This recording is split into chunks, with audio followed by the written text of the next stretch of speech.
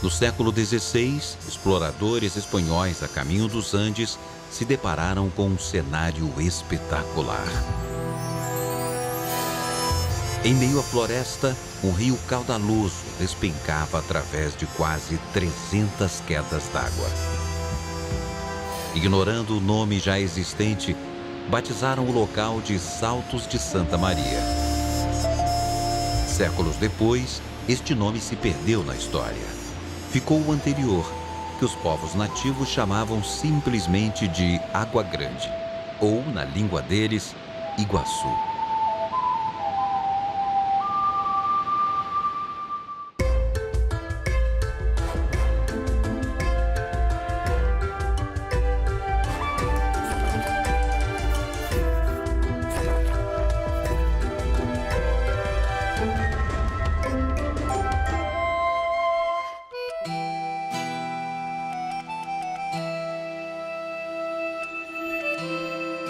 Uma floresta que se modifica à medida que avança para o sul do Brasil. Uma infinidade de rios, de todos os tamanhos e volumes. No extremo oeste do Paraná, bem na divisa com a Argentina, fica o Parque Nacional do Iguaçu. Uma área de Mata Atlântica singular, com mais de 185 mil hectares. Em volta dela, em menos de um século, tudo foi desmatado.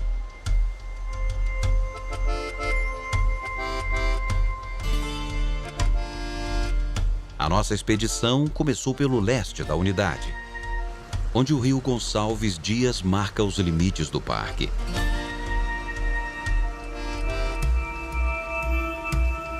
Neste ambiente, uma espécie se destaca. A araucária, ou pinheiro do Paraná, já foi tão abundante que se tornou símbolo do estado. Cobiçada por sua madeira e ocupando uma das terras mais férteis do país, foi superexplorada e hoje está ameaçada de extinção. Vivendo sobre a terra há milhões de anos, esta árvore compõe uma floresta atlântica mista, também chamada de mata de pinhais. As árvores adultas seculares chegam a quase 50 metros de altura. No subbosque encontramos plantas bem jovens, revelando a dinâmica da floresta em sua evolução permanente. E observamos outra espécie emblemática. A erva mate faz parte da cultura e da história de vários países da América do Sul e de alguns estados do Brasil.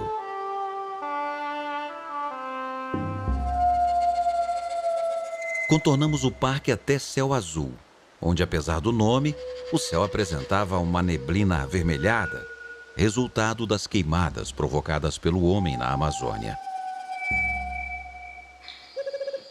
Aqui, a vegetação já é bem diferente. As espécies dessa floresta são adaptadas a um período anual de seca, perdendo parte das folhas nessa época. Caminhando por essa mata, passamos por um local repleto de xaxins bravos.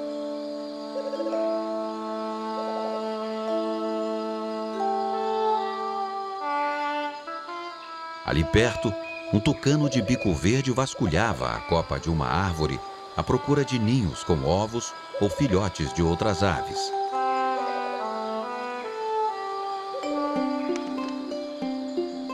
Um tiê de topete se assustou com a nossa presença. O sabiá-barranco procurava pequenos animais na serrapilheira. Mais para frente, uma fêmea de surucuá de barriga amarela observava um macho em plena exibição. Ele arrulhava e, com rapidez, levantava e abaixava a cauda. Um ritual de conquista, já visto em outras espécies de surucuás. A fêmea se mostrou interessada e logo os dois voaram para longe. O córrego Manuel Gomes nasce no fundo de um pequeno vale. Nas suas águas, quase paradas, encontramos centenas de girinos.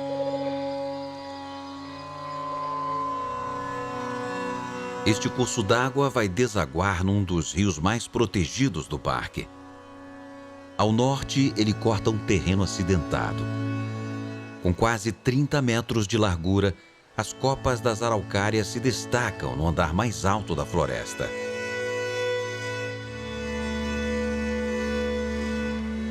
Neste trecho, o rio fica represado e forma o Poção.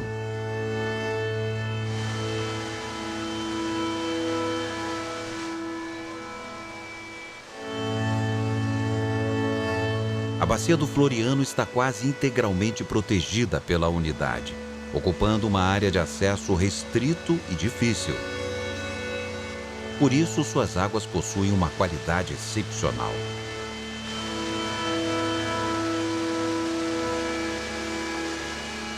Aqui já não encontramos o pinheiro, e a floresta semidecídua domina o ambiente.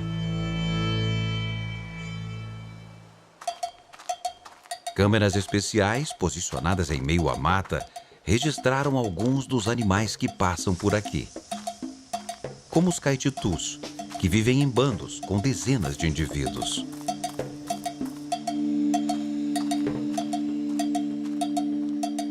E o solitário tamanduá-bandeira, na sua busca diária por formigas e cupins. Neste ponto, podemos encontrar também várias espécies de felinos, como a onça parda, o gato mourisco e a onça pintada. O parque protege a maior população desse animal na Mata Atlântica.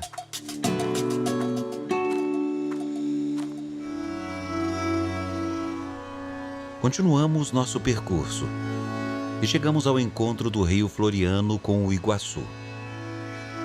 Um lugar paradisíaco. Nesse período, as margens ficam expostas e na terra úmida vimos diversas borboletas. Iguaçu abriga centenas de espécies desse inseto que cria espetáculos coloridos. Bem na saída do rio, uma lontra tenta dominar um peixe quase do tamanho dela. O animal capturado se debate e luta pela vida.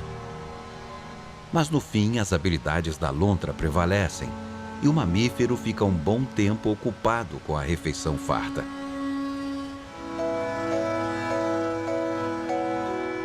Para chegar até aqui, o Floriano percorreu mais de 110 quilômetros. Descendo calmamente em meio à mata ciliar, o rio drena a floresta e apresenta águas transparentes e levemente avermelhadas.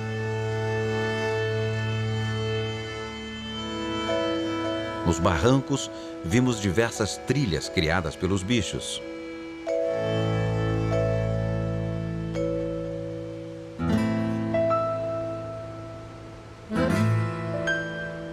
No dia seguinte, fomos para o local onde o rio Iguaçu entra no parque. Sua entrada é triunfal. O fundo rochoso e irregular do rio propicia o surgimento de uma série de corredeiras impressionantes.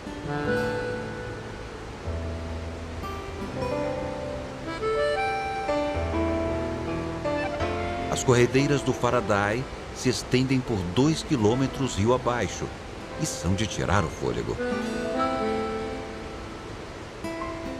Em meio às águas turbulentas e cristalinas, várias aves se posicionam, aguardando a passagem de peixes.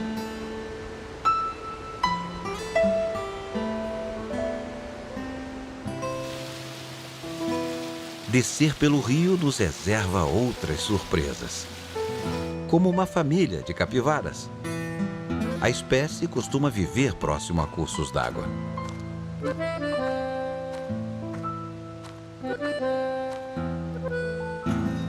Entramos por uma trilha e nos deparamos com diversas espécies de árvores, que fora daqui são cada vez mais raras.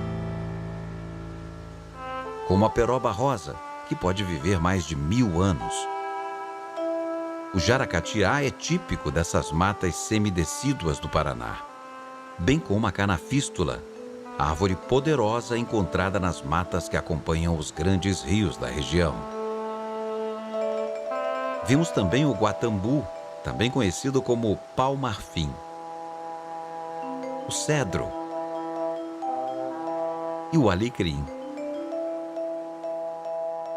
Outra espécie encontrada neste trecho é o angico. Sua casca peculiar faz dela uma árvore fácil de ser identificada. É o caso da Maria Preta, outra árvore característica dessas florestas. No caminho, vimos uma figueira mata-pau. Disseminada pelas fezes de morcegos e outros animais que comem seus frutos, essa árvore nasce como hospedeira de outra. Com o tempo, ela cresce e acaba estrangulando a anfitriã.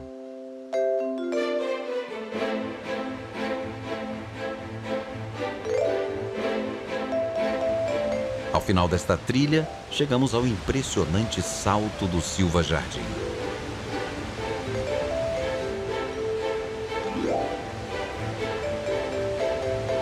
Este rio nasce fora da unidade e atravessa um bom trecho de mata até desaguar no Rio Iguaçu com suas águas barrentas. Voltamos observando o subbosque.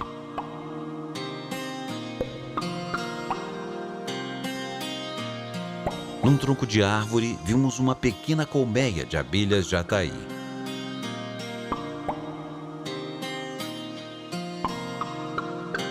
Mais para frente, um buraco no solo nos deixou intrigados. Parecia uma toca de tatu, mas diante dela encontramos um poleiro todo sujo de barro. Neste momento, vimos a joruva, uma ave que utiliza tocas abandonadas para habitar. E, estrategicamente, mantém sempre o poleiro sem folhas na frente desse lugar.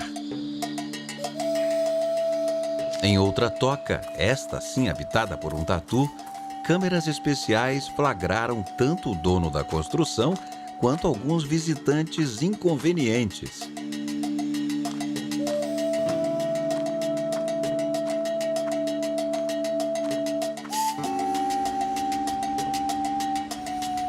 Descendo o rio Iguaçu no final da tarde, observamos uma enorme anta nadando.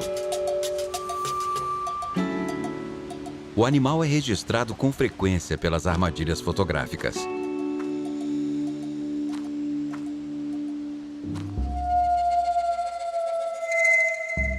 No dia seguinte, passamos por um trecho onde, no passado, havia uma estrada marcada pelo conflito.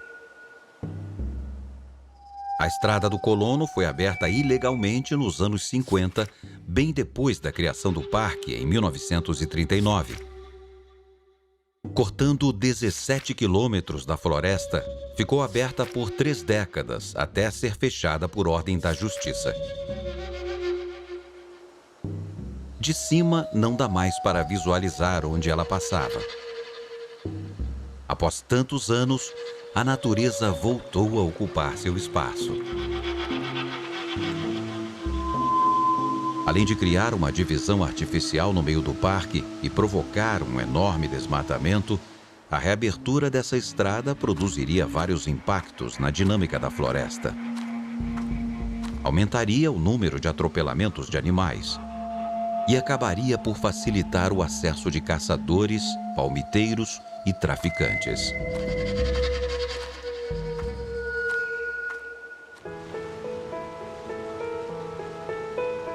Continuamos a descer o rio e passamos por um bando de biguás, ave aquática que se alimenta exclusivamente de peixe. Com a nossa proximidade, a maioria voou para longe, mas um ficou, nos observando mais de perto.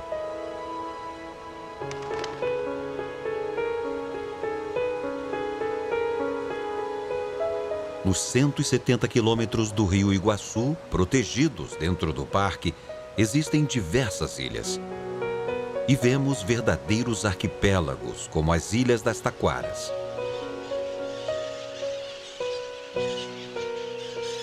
Ao cair da tarde, pássaros vindos de vários pontos da mata se concentravam em uma dessas ilhas. Coberta por um taquaral, é o dormitório dos periquitões Maracanã, que costumam se reunir em grupos grandes e barulhentos para passar a noite com mais segurança.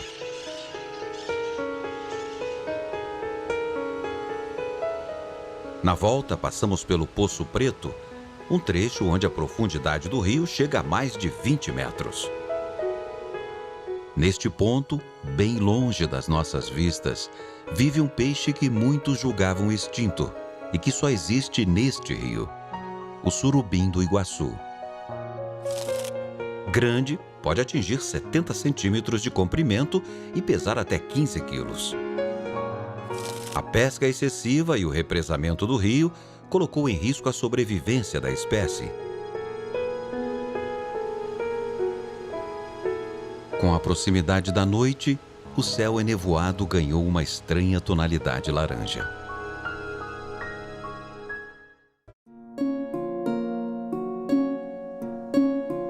No dia seguinte, decidimos explorar um dos caminhos internos do parque. Logo de início, encontramos uma serpente descansando no meio da estrada. Com um colorido marcante, não conseguimos descobrir se era uma coral verdadeira ou uma falsa. E seguimos adiante. Chegamos até um córrego de águas cristalinas, cercado por uma mata ciliar diferente.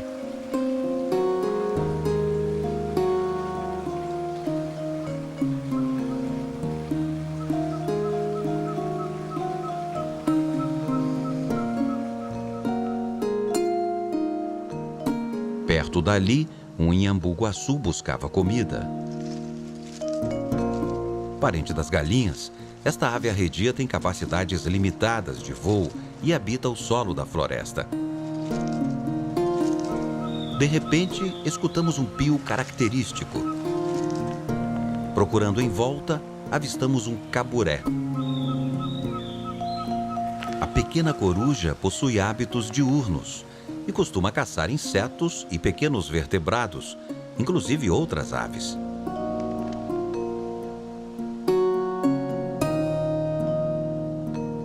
Em outra árvore, vimos alguns surucuás variados. Se não fosse o colorido exuberante, este animal tranquilo poderia passar despercebido.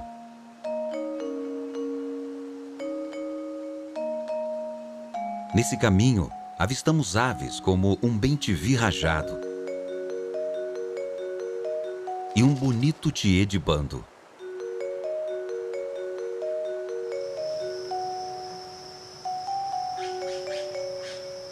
Próximo do rio, a vegetação se modifica novamente. No meio das folhas, um sapo se mantém totalmente imóvel. Perto, observamos um beija-flor de fronte violeta.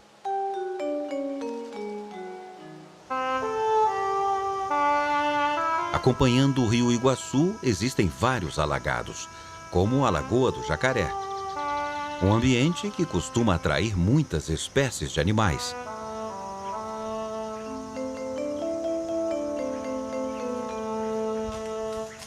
Numa árvore, um bando de guaxes se comunica entre si utilizando sons que formam uma espécie de dialeto compartilhado.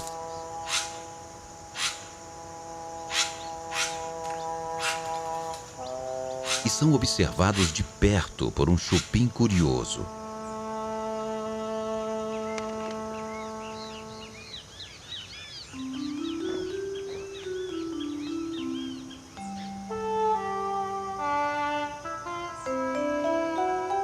Uma garça branca pequena vasculha a superfície da água atrás de peixes e diversas outras presas.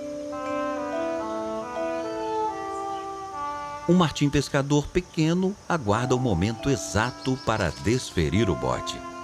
E é tão rápido que, quando notamos, ele já está de volta ao poleiro com um peixe no bico. Pescando ali perto e utilizando da mesma estratégia, vimos também um martim pescador verde. Um casal de japacanins aproveita a fartura de borboletas.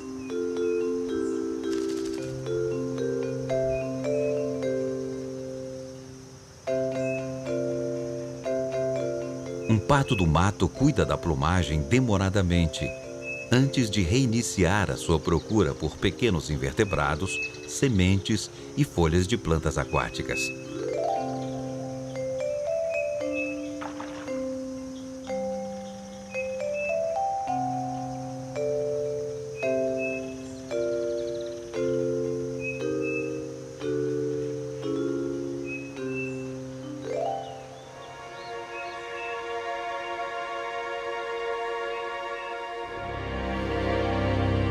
Na lagoa que leva seu nome, nenhum jacaré do papo amarelo foi avistado. Descendo o rio, vimos alguns indivíduos descansando em pedras e na margem. Eles são muito ariscos e mergulham com rapidez ao notarem a nossa aproximação.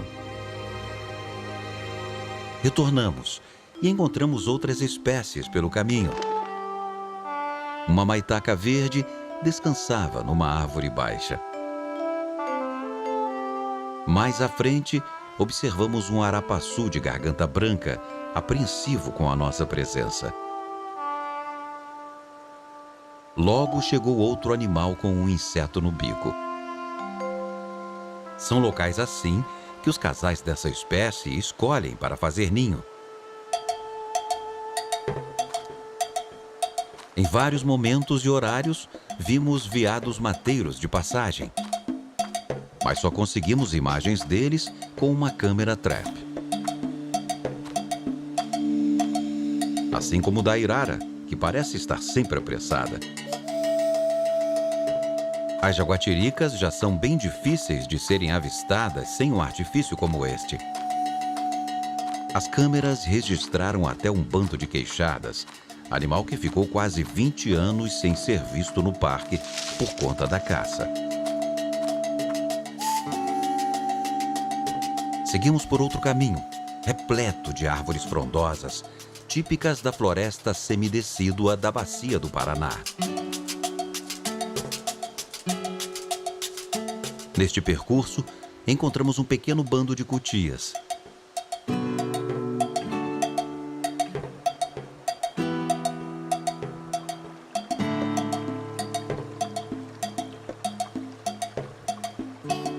A nossa passagem chamou a atenção de uma curiosa gralha picaça.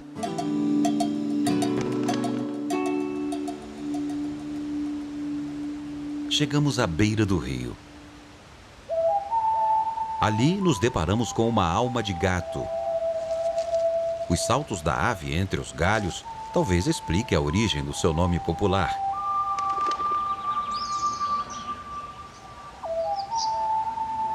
Um pequeno bando de andorinhas do rio capturava insetos que voam próximo da linha d'água.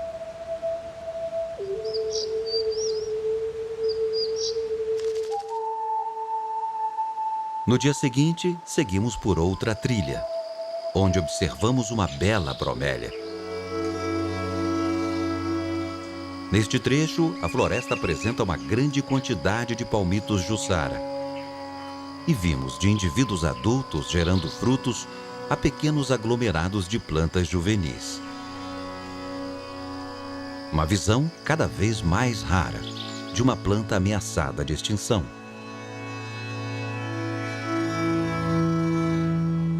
No tronco de uma peroba encontramos várias marcas deixadas por unhas poderosas. Na lateral, vimos as de uma onça pintada. Um pouco abaixo, as da onça parda. Perto do solo, ainda tem espaço para outro bicho deixar a sua mensagem, a cutia. Uma câmera trap colocada em frente a esta árvore registrou a ação de um desses bichos. Imagens como essa trazem uma esperança. Há bem pouco tempo, o maior felino das Américas quase foi extinto por aqui devido à caça. Hoje, a população desse animal fantástico se recupera. E podemos comemorar acontecimentos surpreendentes e raros, como o nascimento de 3 filhotes saudáveis que agora devem estar quase adultos, perambulando pela mata, já sem a tutoria da mãe. Provavelmente atravessando de um país a outro. A existência de um parque nacional na Argentina, colado ao Iguaçu, além de um corredor de áreas protegidas, é a principal condição para que este felino emblemático consiga sobreviver aqui e gerar as próximas gerações. Adiante, encontramos um bando de coatis. Excelentes escaladores, alguns buscavam frutos nas árvores. Outros fuçavam o solo atrás de raízes, larvas e de tudo o que for comestível.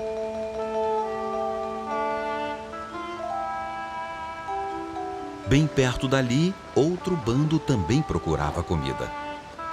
Os macacos prego usam de toda a sua agilidade para pegar frutos nos lugares mais difíceis.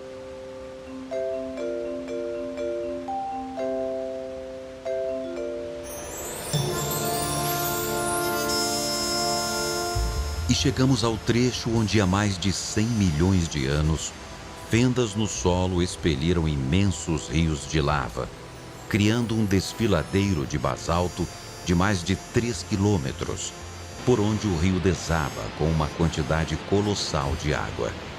As cataratas do Iguaçu.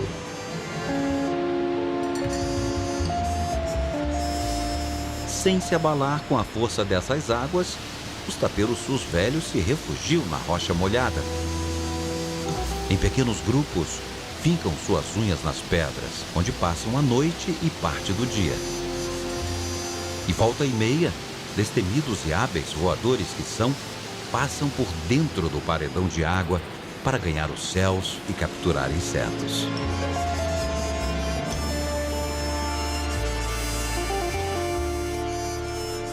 O lar dessas aves, da maior população de onças pintadas da Mata Atlântica e de milhares de outras espécies, é um lugar único no mundo. É o que restou de uma enorme floresta que havia antes, e que, se não fossem as cataratas, talvez nem existisse mais.